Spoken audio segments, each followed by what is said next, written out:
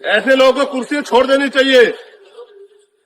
सीधी गोलियां लग रही है, तलवारों से काटा जा रहा है। राजस्थान में, उत्तर प्रदेश में कोई सुनने वाला नहीं है।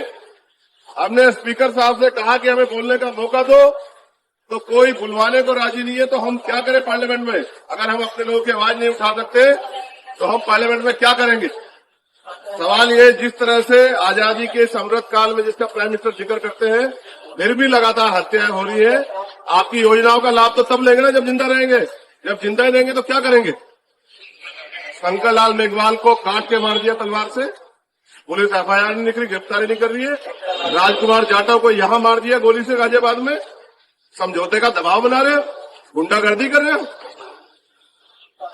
क्या हम इंसान नहीं? क्या हमारी माओ को दर्द नहीं होता? कौन देगा जवाब? कुर्सी में बैठे हो, चिपक के बैठे हो, तो करो न्याय। और नहीं कर सकते न्याय, नहीं दे सकते न्याय, तो छोड़ो कुर्सी। किसने कहा कुर्सी चिपकने को? अभी एक बार सबक सिखाया उत्तर प्रदेश में 2024 में, और नहीं समझ आएगा तो 2027 में पूरा सबक सिखाएगी जनता। लेकिन ये दमन अब उत्तर प्रदेश में चलेगा नहीं।